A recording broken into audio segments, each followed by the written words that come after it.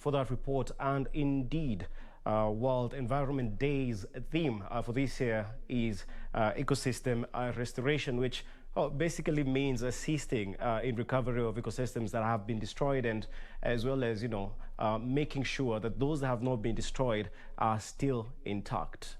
Now, to a related story, the Mother Nature must have truly felt appreciated as she was pampered with tender hands across the countries.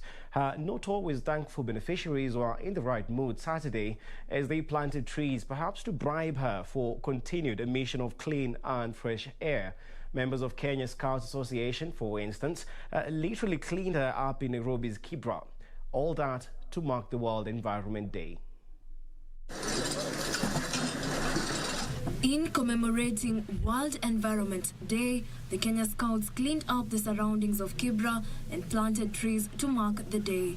In a cleanup exercise, the Scouts rid the pavements of plastics and solid waste material along riverbanks as part of extensive efforts to conserve the environment. Kenya Scouts Association has 2 million young people who have taken the initiative to plant 1 million trees across the 47 counties. At WWF Kenya, we have partnered with the Kenya Scouts Association to ensure that we have the initiative called Keep Kenya Breathing rolled out in all parts of the country. The Kenya Scouts Association on their own have a similar initiative to plant 1 million trees in each of the 47 counties. So again, that ensures that at least we are working towards that ambition of achieving the 10% forest cover. In Kitui County, the World Environment Day was celebrated by planting over 1,000 trees across the county. Kitui County Director of Ecosystems Conservation, Joyce Nduku, urged residents to plant more trees and protect the existing ones in order to achieve over 7% tree cover that would improve the arid climate of the county.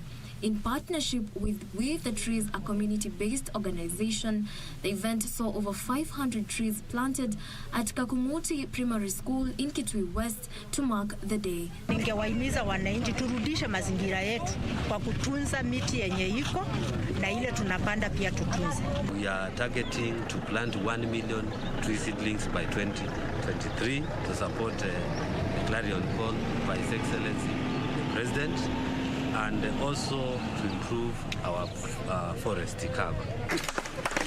Meanwhile, UN Environmental Assembly Vice Chairperson Ado Lomas joined members of the public and police in Mwala, Machakos County to mark the World Environment Day. The event that took place in Kasolongo and Masi police stations seek to realize over 60,000 seedlings in various police stations across the country. Lomas challenged the community to develop tree planting habits that will fight climate change by increasing tree cover. Today is the celebration, which gives opportunity to remind us why it is important to have balanced biodiversity, less pollution, and less affected by the climate change. And the protection of this, or the proof of this, is to put your hands in the soil and plant some trees. And mobile service provider Safaricom says it is on its course to plant 1 million trees by the end of this year as part of efforts to grow some 5 million trees in the country. The company planted 5,000 trees in Kenya Forest. Estimation that the initiative will offset 26% of its carbon emissions once the trees have grown to maturity. The tree planting exercise in partnership with the Kenya Forest Service is in line with an ambition to become a net zero emitting company by 2050. But we know that ultimately we cannot get to zero unless we use trees for carbon offsetting. So what happens is from our targets that we've set for ourselves, we have 74% that will be reduced or mitigated through different technology solutions. But carbon offset is the best methodology to ensure that you capture carbon dioxide that has been released to the atmosphere. For Channel One News, I'm Jacqueline Masharia.